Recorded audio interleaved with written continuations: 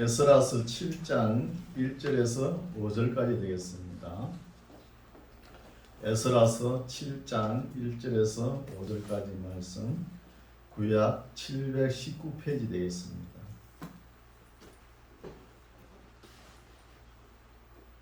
구약 719페이지 에스라서 7장 1절에서 5절까지 말씀 제가 본문에 올립니다. 7장 1절. 이 일 후 바사왕 아닥사스다가 위에 있을 때 에스라라 하는 자가 있습니다. 저가 스라의 아들이요 아사라의 손자요 힐기야의 정손이요 살룸의 hen손이요 사독의 오대손이요 아이두베의 육대손이요 아말의 칠대손이요 아사라의 팔대손이요 모라이오스의 구대손이요 스라히야의 10대손이요 우시엘의 11대손이요 북기의 12대손이요 아비수아의 13대손이요 비나하스의 14대손이요 엘라살의 15대손이요 대제사장 아론의 16대손이라. 아멘. 할렐루야. 아멘. 네, 더운 날씨에 살아가기가 좀 힘드시죠? 네.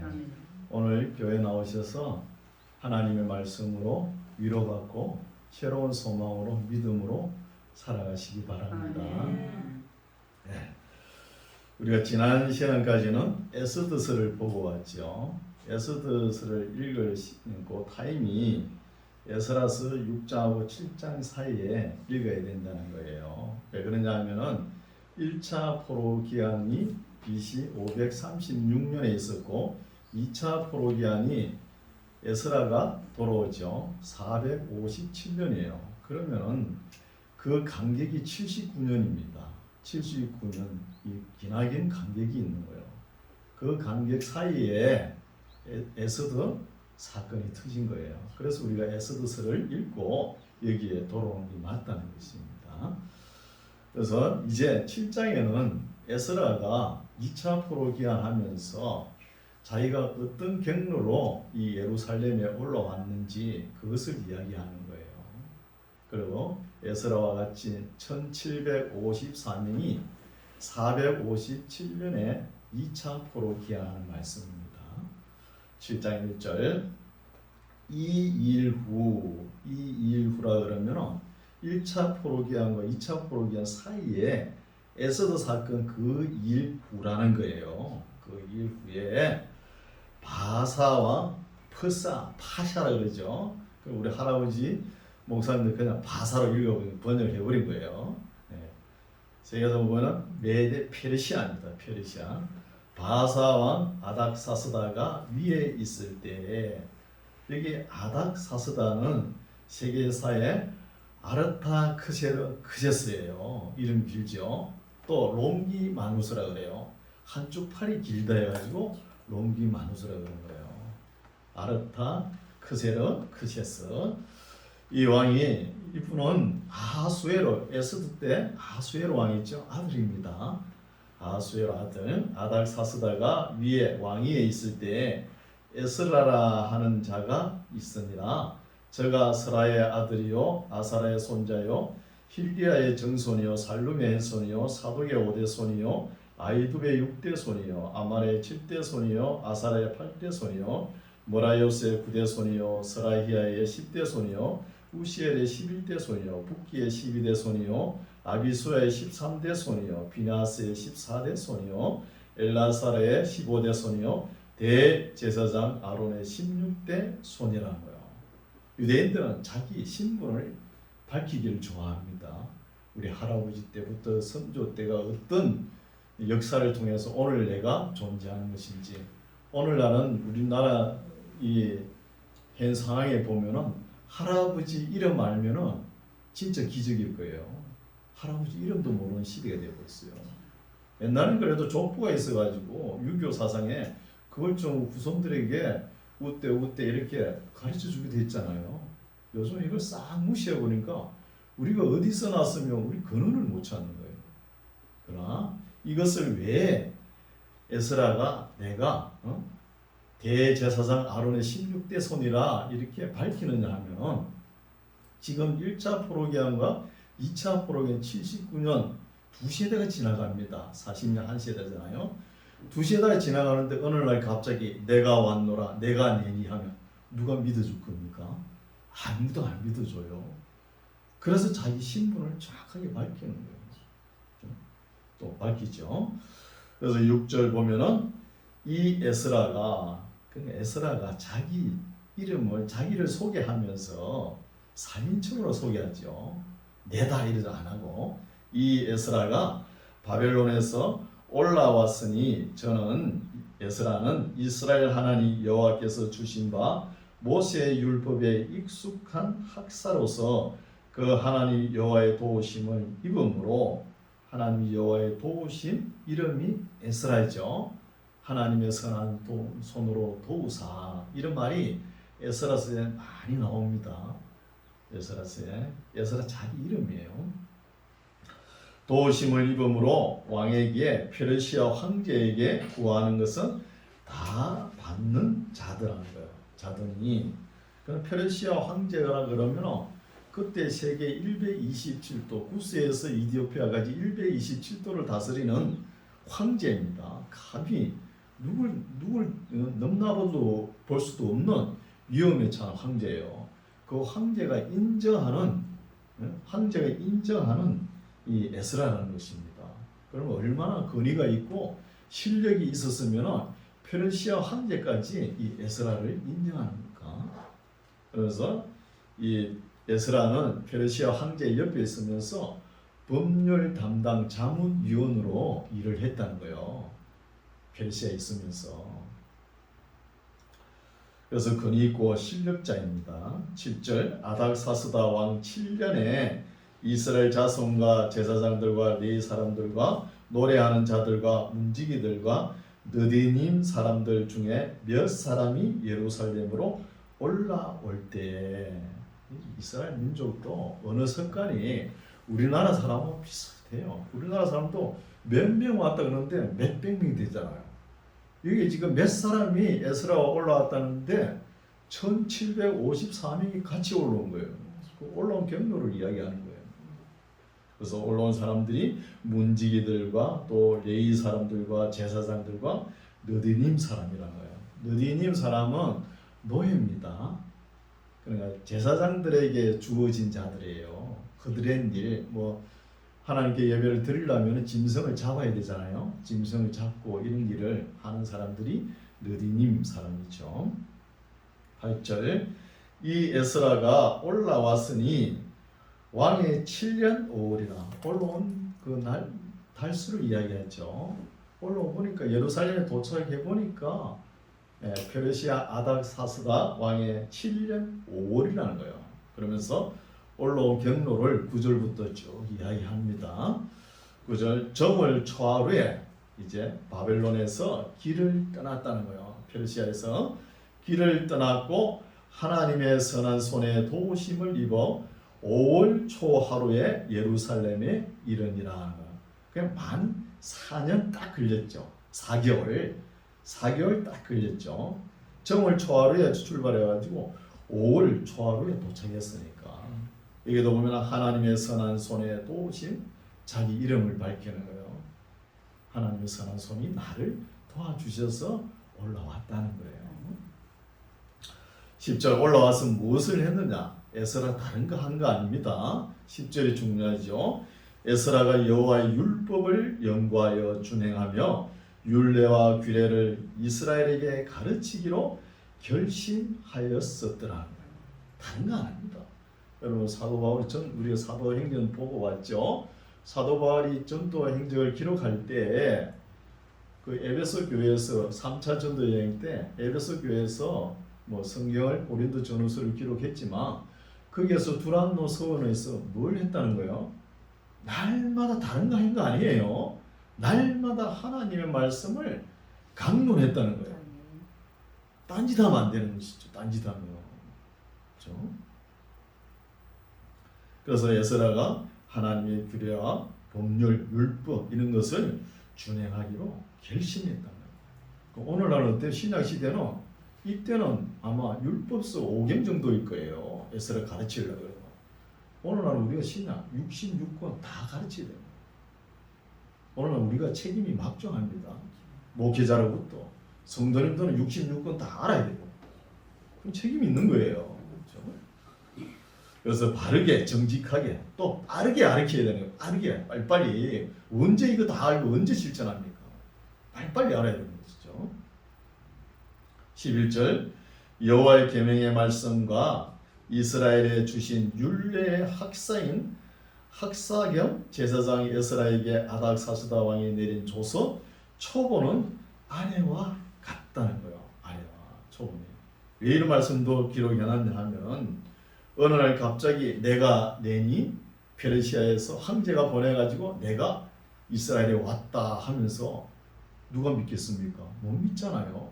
그래서 에스라가 자기 신분을 정확하게 밝혔죠. 아론의 16대 손이라고 밝히고 자기 혈통을 밝히고 또 자기가 어떤 일을 했는지 자기가 어떤 실력이 있는지 밝히잖아요. 율법에 익숙한 학사라고 밝히고 또 이렇게 페르시아 황제 옆에서 법률자문위원으로 봉사를 했으니 일을 했으니까 막힘이 없는 거예요. 막힘이 없으면서 왕이 이 에스라가 뭘 부탁하면 거절을 못할 입장이에요. 그만큼 실력이 있는 사람이죠. 이거 왜 이렇게 됐을까요? 하나님의 선한 손으로 나를 도와주셨다는 거예요. 도와주셨기 때문에 내가 이 자리에 있다는 거예요.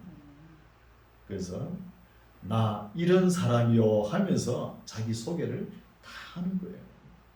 그래서 소개하면서 이것도 부족해가지고 페르시아 황제 아닥사스다가 내린 조서 정빙서류를 정확하게 또 밝히는 거예요.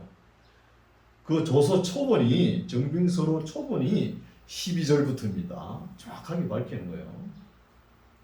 12절 모든 왕의 왕 아닥사스다는 하늘의 하나님 율법의 완전한 학사 겸 제사장 에스라에게 조서하노니 우리나라에 있는 이스라엘 백성과 저희 제사장들과 레위 사람들 중에 예루살렘으로 돌아갈 뜻이 있는 자는 누구든지 누구와 에스라와 너와 함께 갈지어다. 이건 뭐예요? 에스라가 2차 포로기한을 하면서 이스라엘 백성들을 모집 권한까지 주는 거예요.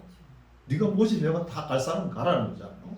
모집 권한까지 주죠. 14절 너는 내 손에 있는 내 하나님의 율법을 쫓아 유다와 예루살렘의 정형을 살피고 위하여 왕과 7 모사의 보냄을 받았으니 이거는 왕과 7 모사가 왕실의 근위로 정식 파송하는 거예요. 정식 파송.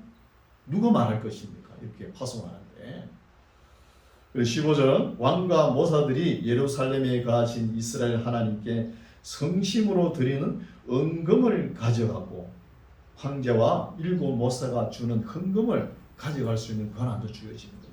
헌금을 하죠. 16절 또 너가 바벨론 온 도에서 얻을 모든 은금과 네 백성과 제사장들이 예루살렘 그 하나님의 전을 위하여 절거히 드릴 예물을 가져다가 그 돈으로 수송아지와 수양과 어린 양과 그 소재와 그 전제 물품을 신속히 사서 예루살렘 내 하나님의 전 단위에 드리라는 거예요. 헌금도 모금할 수 있게 127도의 강서편에 있는 사람들이 다 헌금할 수 있도록 그는 모금할 수 있는 권한까지 주는 것이죠.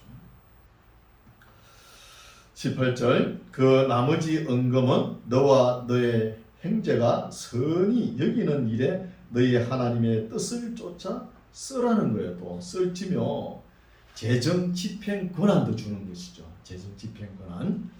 19절 내 하나님의 전에서 섬기는 일을 위하여 너에게 준 기명은 예루살렘 하나님 앞에 드리고 그 외에도 내 하나님의 전에 쓰일 것이 있어서 너가 드리고자 하거든 무엇이든지 왕의 내탕고에서 취하여 드리지라. 백지 수표도 네가 발행할 수 있도록 권한을 주는 것이죠. 이 정도로 페르시아 황제가 에스라를 믿는 거예요.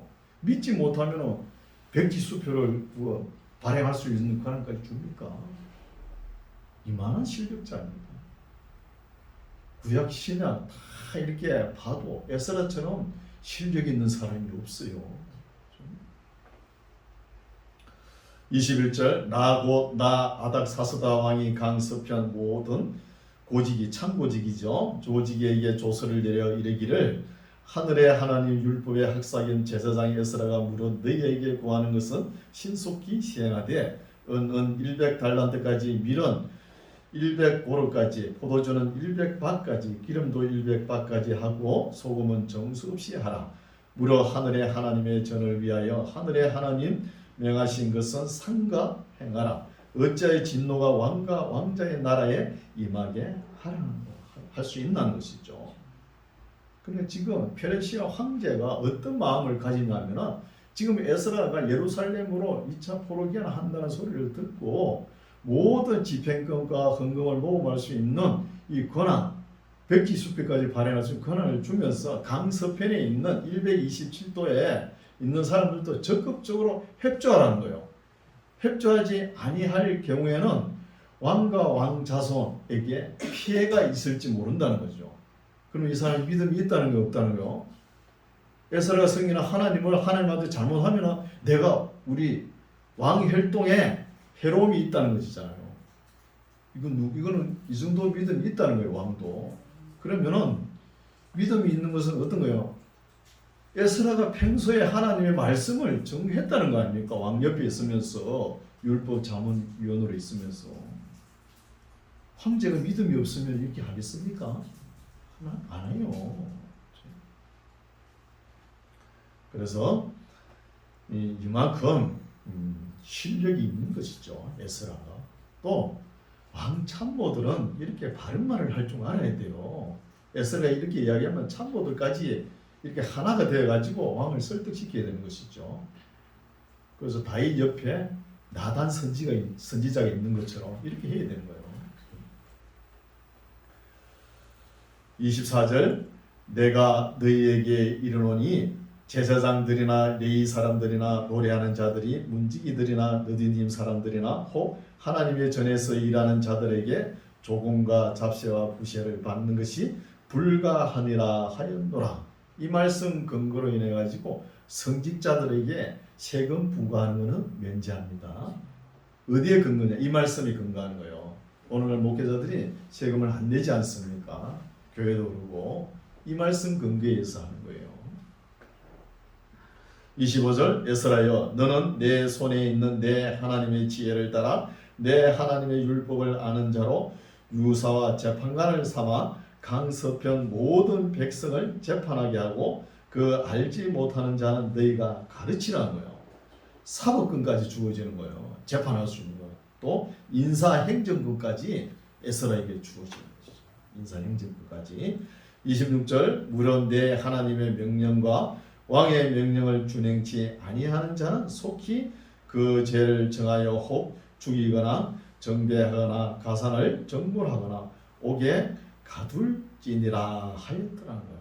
이게 에스라가 오면서 자기 신분을 밝히고 페르시아 황제께서 나를 보내서 이래 왔다는 정빙조서 초본을 여기까지 기록한 것이죠. 초본을. 이런 말씀이 있으니까 에스라가 기록했으니까 또 구변으로 말을 하고 이래 하니까 이스라엘 땅에 있던 유대인들이 믿을 거 아닙니까? 믿는 거예요. 아 참말이구나 하면서.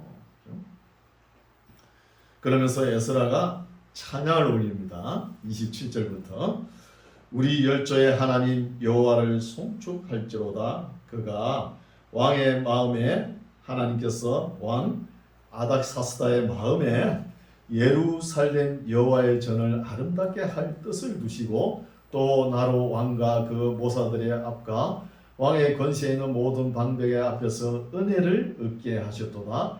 나의 하나님 여호와의 손이 나의 위에 있었으므로 내가 이제는 1인칭으로 변하죠. 내가 합니다. 에스라가 내가 힘을 얻어 이스라엘 중에 두목을 모아 나와 함께 올라오게 하였노라 하는 것을 밝히는 거예요.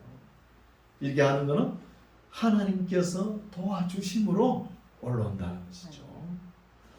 이제 8장에는 이제 에스라와 함께 같이 올라온 사람들 명단입니다.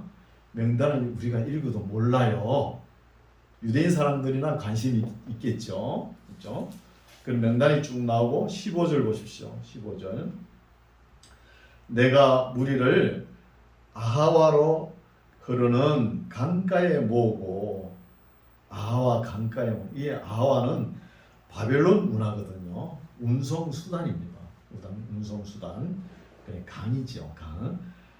항구겠죠. 아하와 항구로 흐르는 강가에 모으고 거기서 3일 동안 장막에 유하며 백성과 제사장들을 살핀 그 중에 레위 자손이 하나도 없다는 거예요. 지금 예루살렘으로 돌아가는 길인데 레위 사람이 없다는 거예요. 레위 사람이 없다는 것은 하나님께 예배를 드릴 수 없다는 거잖아요. 그래서 레위 사람을 찾는 말씀이에요. 16절 이에 모든 족장 곧 엘리에셀과 아리엘과 서마야 엘라단과 야립과 엘라단과 나단과 서라야와 모술람을 부르고 또 명철한 사람 요야립과 엘라단을 불러 가시바 지방으로 보내어 그곳 족장 이또에게 나아가게 하고 이또와 그 형제 곧 가시바 지방에 거한 느디딤 사람들에게 할 말을 일러주고 우리 하나님의 전을 위하여 수종들 자를 데리고 오라 하였더니 우리 하나님의 선한 손에 도우심은 또 자기 이름을 이야기했죠. 에제르 에스라 돕다 도우시다. 우리나라 애국가도 어때요? 하나님이 보호하시고 도와주시고 애국가 좋지요. 그래서 우리 하나님의 선한 손에 도우심을 입고 저희가 이스라엘의 손자 레위의 아들 말기의 자손 중에서 한 명철한 사람을 데려오고 또 세레바와 그 아들들과 형제 18명과 하사르와 머라리 자손 중 여사야와 그 형제와 저의 아들들 20명을 데려오고 또 느디딤 사람에 대한 설명이죠. 곧 다윗과 방백들이 주어 레위 사람에게 수종을 들게 한 그 느디딤 사람 중 220명을 데려왔으니 그 이름이 다 기록되었다는 것이죠. 그러면 레위 사람들을 돕기 위한 수종 들기 위한 사람들 느디딤 사람이 얼마 올라왔다는 그 이야기를 설명하는 거예요. 21절 이렇게 하고 이제 어떤 금식을 하는 거예요. 에스라가. 아무리 에스라가 하나님께서 선한 손으로 도와주셔도 자기가 할 일은 해야 되는 거예요. 21절 말씀은 이해하기가 힘든데 어떤 말씀이냐 하면은 평소에 페르시아 황제 아닥사스다 왕 옆에 있으면서 법률 자문으로 일을 하면서 평소에 하나님의 말씀을 많이 했을 거 아닙니까? 말씀을 하면서 하나님을 믿는 백성들은 어디로 가나 하나님의 선한 손으로 도와주십니다 하고 페르시아 황제를 교육을 했을 거예요. 그렇죠? 그러니까 막상 이제 에스라가 1754명을 거느리고 그 바벨론을 떠나가지고 예루살렘을 오려고 하니까 두려운 거예요. 산에 가면 뭐가 있어요? 네이놈하고 산 구석이 있잖아요. 산적들이. 배를 타면 뭐 해적들이 있고 강을 건너면 또 거기에 복병들이 있잖아요. 그러니까 너무 암담하는 거죠. 에스라 입장에도. 너무 겁이 나죠. 그러면서 금식을 하는 거예요. 금식을 하면서 하나님께 의지하는 거예요. 페르시아 황제에게 의지해도 되는데 의지 안 하고. 이것도 믿음이에요. 아니 황제한테 말 한마디만 하면은 그 호위병을 얼마나 튼튼하게 쫙 짜여가지고 보내겠습니까? 에스라가 그렇게 안 가르쳤다는 거예요. 그런 이야기입니다. 제가 읽어볼게요. 21절 때에 내가 아하와 강가에서 금식을 선포하는 거예요. 선포하고 우리 하나님 앞에서 스스로 겸비하여 우리와 우리 어린 것과 모든 소유를 위하여 평탄한 길을 누구에게? 하나님께 간구하였으니 22절 이는 우리가 전에 왕에게 페르시아 황제에게 구하기를 우리 하나님의 손은 자기를 찾는 모든 자에게 선을 베푸시고 자기를 배반하는 모든 자에게는 권능과 진노를 베푸신다 하였으므로 길에서 적군을 막고 우리를 도울 보병과 마병을 왕에게 구하기를 어떻다고요? 부끄럽다는 거예요. 부끄러워 하였으면 내가 페르시아 황제를 평소 그렇게 가르쳐 줬는데 내가 막상 길을 떠나려 하는데 왕이시여 좀 보병군을 좀 붙여주십시오 하면은 황제가 뭐 어떤 말을 할 거야? 너 평소에 너 믿는 하나님이 도와주신다며 왜? 이럴 거 아닙니까? 그건 뭐 에스라 얼굴이 떳떳할 수도 있죠. 그런 분위기죠. 그래서 에스라가 금식을 하며 하나님께 아뢰는 거예요.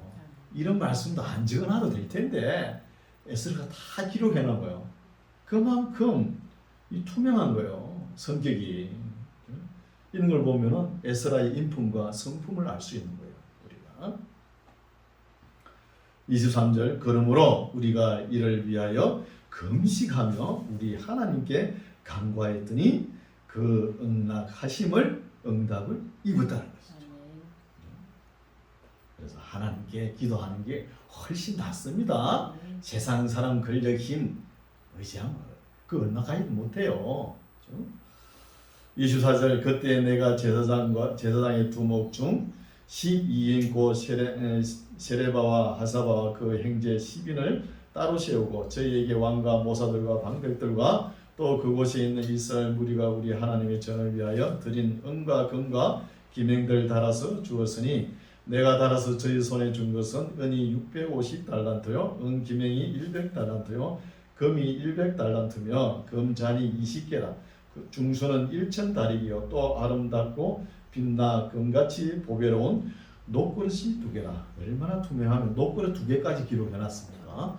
2개라. 내가 저희에게 이르되 너희는 여호와께 거룩한 자요 이 기명들도 거룩하고 그 은과 금은 너희 열조의 하나님 여호와께 절거히 드린 예물이니 너희는 예루살렘 여호와의 전 골방에 이르러 제사장의 두목들과 레위 사람의 두목들과 이스라엘 족장 앞에서 이 기명을 달기까지 상강 지키라는 거야. 이 말은 뭐냐? 달기까지 전달하기까지 정상적으로 전달될 수 있도록 하나님께 예루살렘에 가서 레위인과 제사장이 하나님께 예배를 드릴 수 있도록 예배를 드릴 수 손으로 드릴 수 있습니까?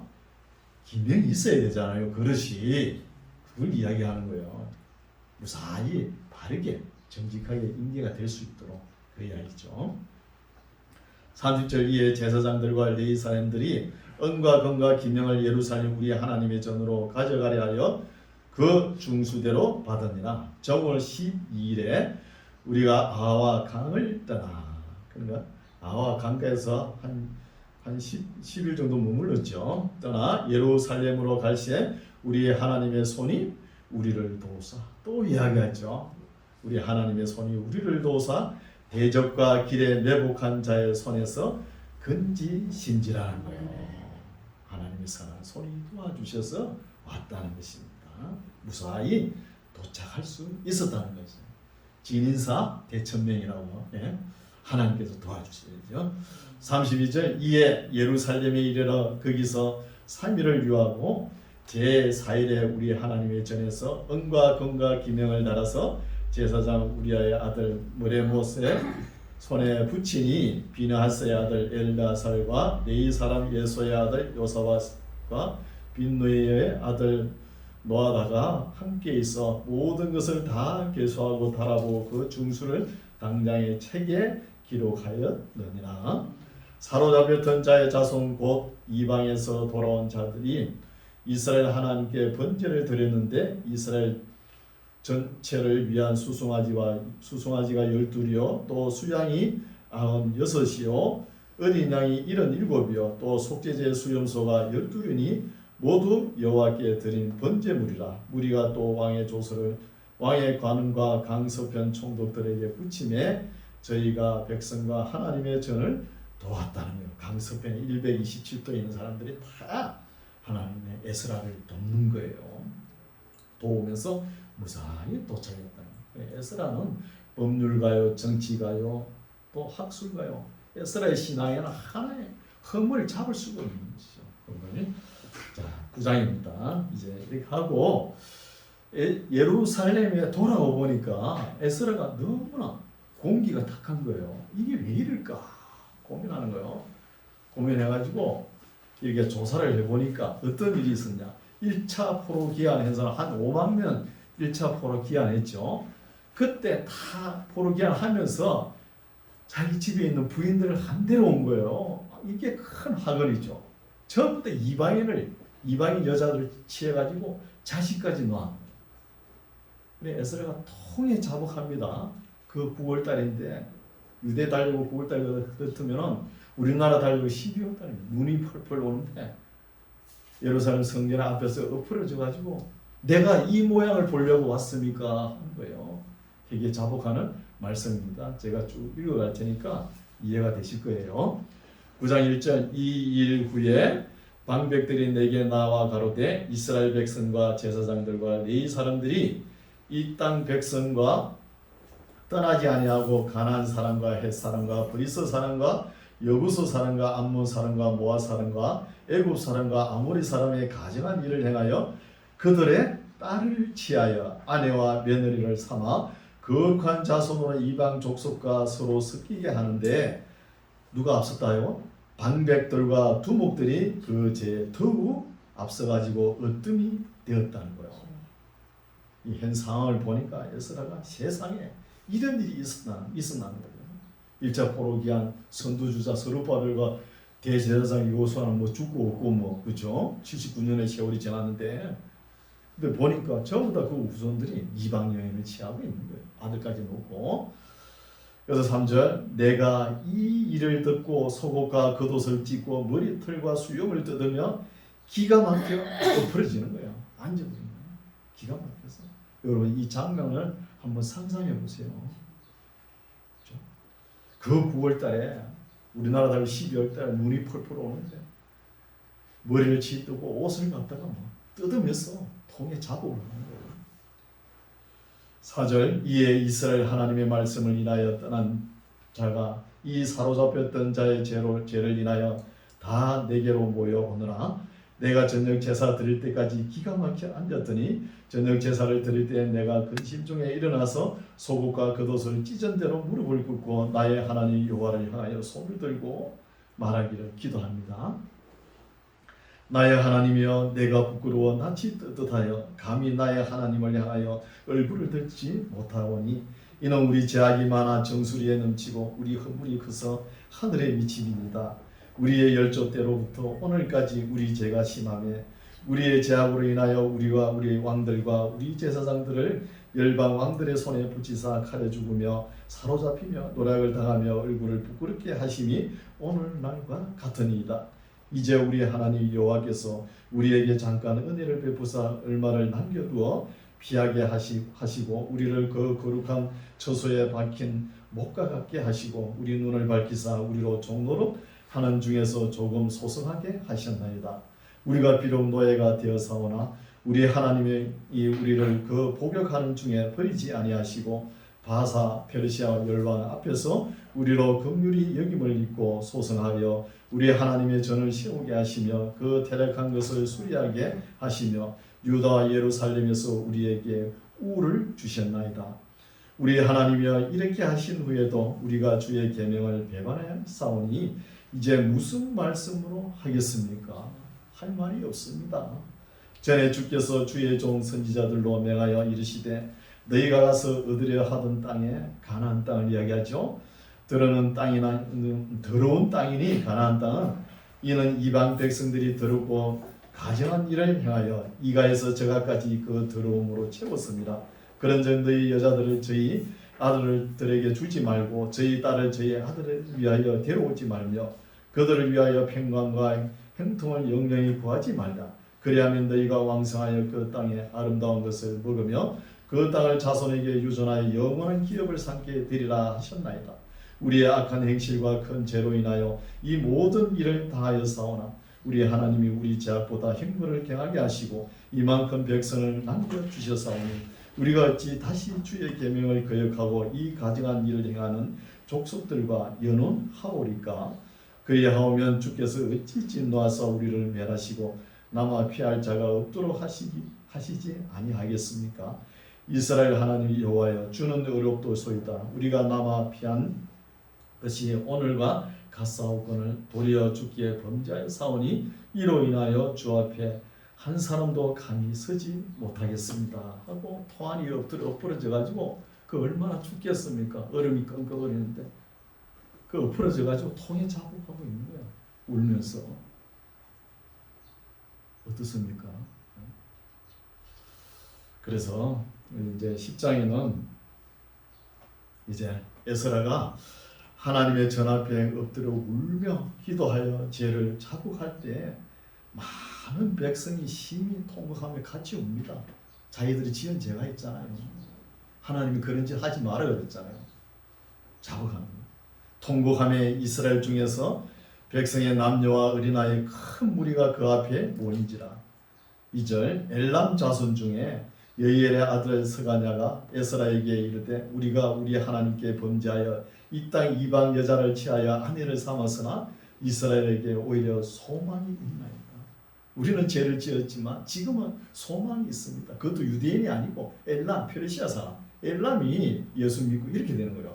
하나님의 복음 규례를 깨닫고 그렇게 깨달으면서 소망이 있다는 거. 오히려 무슨 소망입니까? 에스라 같은 어른이 있기 때문에 우리는 소망이 있다는 거예요. 지금이라도 회개할 수 있는 기회가 주어지니까. 회개할 수 있는 기회마저 없으면 소망이 끊어지는 거예요. 그래서 당신 같은 어른이 있으니까 우리가 소망이 있나니 3절 곧 내 주의 교훈을 쫓으며 우리 하나님의 명령을 들며 준행하는 자의 언론을 쫓아 이 모든 아내와 그 소생을 다 내어 보내기로 우리 하나님과 언약을 세우고 율법대로 행할 것입니다. 이는 당신의 주장할 일이니 일어나소서 우리가 도우리니 힘써 행하소서 하며 에스라에게 용기를 주는 거예요. 누가? 유대인들은 용기도 주지 않고 그 엘람 사람이 용기를 주는 거예요. 일어나소서 우리가 돕겠습니다. 우리가 죄를 지었는데 이런 거예요. 5절 이에 에스라가 일어나 제사장들과 레위 사람들과 온 이스라엘에게 이 말대로 행하기를 맹세하게 하며 무리가 맹세하는지라. 이에 에스라가 하나님의 전 앞에서 일어나 엘리야십의 아들 요하난의 방으로 들어가니라. 저가 들어가서 사로잡혔던 자의 죄를 근심하여 떡도 먹지 아니하며 물도 마시지 아니하더니 유다와 예루살렘에 사로잡혔던 자의 자손들에게 공포하기를 너희는 예루살렘으로 모이라. 누구든지 방백들과 장로들의 군시를 쫓아 3일 내에 오지 아니하면 그 재산을 정물하고 사로잡혔던 자의 해에서 쫓아내리라 하며 유다와 베냐민 모든 사람이 3일 내에 예루살렘에 모이니 때는 9월이라. 얼마나 추울까요? 12월 달이죠. 우리나라 달력으로는 9월 21일이라. 우리가 하나님의 전 앞 광장에 앉아서 이 일과 큰 비를 인하여 떠는 거예요. 안 그래도 온 제 덩어리 때문에 슬퍼가지고 엎어져서 울고 있는데 비까지 내리네. 비까지 내리니까 더 추운 거예요. 날씨도 추운데. 설상가상으로 떨리니 10절 제사장 에스라가 일어서서 저에게 이르되 너희가 범죄하여 이방 여자를 아내를 삼아 이스라엘의 죄를 더하게 하였으니 이제 너희 열조의 하나님 앞에서 죄를 자복하고 그 뜻대로 행하여 이 땅 족속들과 이방 여인을 끊어버리라. 해 무리가 큰 소리로 대답하여 가로되 당신의 말씀대로 우리가 마땅히 행할 것이니이다. 그러나 백성이 많고 또 큰 비가 내리니 때니 능히 밖에서 서지 못할 것이요 우리가 이 일로 크게 범죄하였은즉 하루 이틀에 할 일이 아니오니 이제 온 회중을 위하여 우리 백성들을 세우고 우리 모든 성읍의 이방 여자에게 장가든 자는 다 기한에 본성 장로들과 재판장과 함께 오게 하여 우리 하나님의 이 일로 인하신 진노가 우리에게 떠나게 하소서 하나. 또 이렇게 좋고 아름다고 선한 일인데도 또 반대하는 사람이 있어요. 누가 반대하냐? 유대인들이, 같은 민족들이 반대하는 거예요. 15절 오직 아사엘의 아들 요나단과 디과의 아들 야스야가 일어나 이 일을 반대하고 무슬람과 레위 사람 삽부대가 저희를 돕더라고요. 옳은 일을 하는데도 항상 반대하는 거예요. 여러분 하나님의 뜻이고 하나님의 선한 소원을 도우시고 이렇게 해도 반대한다는 거예요. 반대합니다. 의지와 자기가 결정을 하는 게 죽잖아요. 지성과 감성과 의지를 반대한다고 이 에스라 성품에서는 안 하겠습니까? 3개월 동안 색출해냅니다. 이방 여인을 취하고 아내를 낳은 사람들. 16절 나오죠. 사로잡혔던 자의 자손이 그대로 한지라 제사장 에스라가 그 종족을 따라 각기 진행된 족장 몇 사람을 위임하고 10월 초하루에 앉아 그 일을 조사하는 거야. 10월 초하루부터 시작해서 17절 정월 초하루에 이르러 이방 여인을 취한 자의 일 조사하기를 마치는 거예요. 3개월만 조사를 끝내요.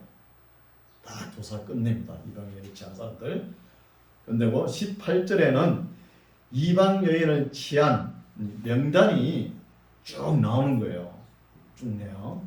나옵니다. 나오면서 몇 명이냐? 113명입니다. 113명. 명단이 쭉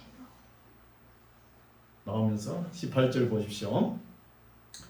제사장의 무리 중에 이방 여인을 취한 자는 예수와 자손 중 요사닥의 아들과 그 형제 마사야와 엘리에셀과 야립과 그달랴라 하면서 누구지요? 요사닥의 아들. 대충 넘어가죠. 대제사장 여호수아라고 이야기하는 거예요. 1차 포로기한 앞장서서 스룹바벨과 같이 선두주자로 선 사람이 이런 짓을 했다는 거예요. 제사장인데도 왜 그랬을까요? 자기 아내를 안 데리고 와갖고 바벨론 문화에 젖어가지고 애들 교육 문제고 시켜야 되니까 부인이 안 따라온다고 그래야 되겠죠. 남자가 독차하는 것이 좋지 않다고 했잖아요. 그래서 대제사장 여호수아라고 차마 말을 못하고 대충 요사닥의 아들 이렇게 넘어가고 나머지는 실명으로 그대로 적어놓습니다. 에스라가. 쭉 넘어가셔서 48절을 보겠습니다. 48절 너보의 자손족 여이엘과 마띠디아와 사박과 서비네와 이또와 요엘과 보나야드라 이 상은 모두 이방 여인을 취한 자라 그 중에 자녀를 낳은 여인도 있었더라 하면서 에스라서가 끝나는 거예요. 그럼 여기서 이방 여인을 취한 사람들 명단이 113명이죠. 이게 명단 자녀도 부인하고 그것도 자녀들 낳았을 거 아닙니까? 이 자녀들 다 처가적으로 다 쫓아보내는 거예요. 에스라가 싹 보내면은 처갓집에 가면 누가 있어요? 자기 친정 나라에 가면 누가 있어? 오빠 아버지가 있죠. 오빠 아버지가 막 들고 일어납니다. 일어나가지고 그 어렵게 지은 예루살렘 성전 성벽을 허무는 거예요. 허물어가지고 예루살렘이 큰 위험이 다가옵니다. 그래서 BC 444년에 그 위험을 누가 또 마무리하러 오냐? 느헤미야가 오는 거예요. 다음 시간 느헤미야를 읽죠 우리가. 이런 역사적인 배경이 있는 거예요. 여기서 우리가 교훈을 깨달아야 되겠죠. 바벨론 포로 있죠. 포로 전에는 아무리 하나님께서 선지자 예언자를 보내도 깨닫지 못하는 거예요. 깨닫지 못하고 예언자를 죽여버립니다. 죽여버리고 이제 포로 기한 하면서 이제 이스라엘 백성들이 깨닫는 거예요. 교육을 잘 하니까 교육을. 그래서 학기에 스가랴가 나서가지고 예루살렘 성전을 지었죠. 여러분 예루살렘 성전 짓는 것도 중요합니다. 그보다 더 중요한 것이 2차 포로기한 에스라가 하면서 성전을 지어놓으면 뭐합니까? 하나님의 말씀이 바르게 선포되지 않으면 뭐합니까? 이건 건물에 불과한 거예요. 이런 건물은 로만 카톨릭이 잘 있습니다. 프리메이슨들하고 손을 잡아가지고 여러분 좀 여행 한번 가보시오. 유럽이나 이탈리아 쪽으로 가보시오. 엄청난 건물이 들어 앉아 있어요. 우리 기독교는 그게 아니에요. 건물 안에 하나님의 말씀이 바로 선포되어야 된다는 거예요. 말씀을 다 집어들고 온갖 프로그램만 감정만 붙이고 그런 걸 원하겠습니까? 에스라의 행위 뭐예요? 교육이잖아요. 교육. 성전을 짓는 것은 기초 인프라예요. 인프라. 여러분 오늘 우리가 컴퓨터 많이 쓰잖아요. 기초 하드웨어 기초. 안에 프로그램 내장은 에스라가 가져온 거예요. 에스라가 말씀 하나님의 율법이 바로 선포되고 율법을 따라야 하고 이걸 우리가 배워야 되는 거예요. 그래서 포로 이후에는 함께 선지라 외치고 성전을 짓고 나서 에스라 2차 포로기를 하면서 하나님의 말씀을 낭독하고 심어주지 않습니다. 이런 것을 우리가 깨닫습니다. 우리가 하나님의 뜻이라면 아무리 힘들어도 우리가 해야 될 일입니다. 해 나가기를 바랍니다. 해 나가야 되는 거예요. 해보면 하나님께서 선한 손으로 도와주십니다. 교회 다니다가 자기 기분에 좀 안 맞다고 감정이 섞여가지고 안 나오고, 제가 목사 보고 교회 나오라 합니까? 아니에요. 왜 목사를 보고 따라옵니까? 하나님 말씀을 따라야지. 그러지 말라는 거예요. 그래서 말씀에 우리 사람 양심에 때리는 대로 여러분도 순종하셔서 먼 훗날 주님 앞에 가면 뭘 내놓을 게 있어야 되잖아요. 너는 세상 살면서 예수 믿으면서 행적이 뭐냐? 너가 뭔 일을 했나? 하나님 앞에 한 페이지 기록도 못하면 어떻게 되겠습니까? 천국 가긴 가겠죠. 가도 저 끄트머리에 있다. 끄트머리. 상급이 다릅니다.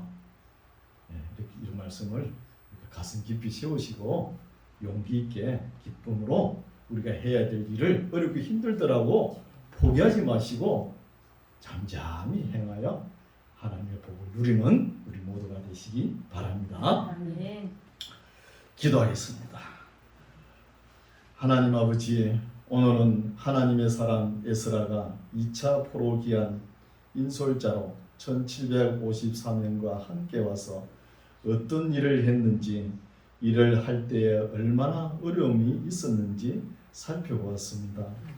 어렵고 힘들고 외로운 길이지만 해야 할 일이었고 또 할 수 있는 일이기에 먼 길을 와서 하나님의 율법을 심어주고 또 하나님의 말씀을 준행하며 가르치며 또 어려움을 뚫고 기도하면서 성실히 일하는 모습을 볼 때 우리도 이런 선진들의 아름다운 모습을 본받아서 하나님의 말씀을 따라서 거룩한 삶을 살 수 있게 성령님 도와주시옵소서.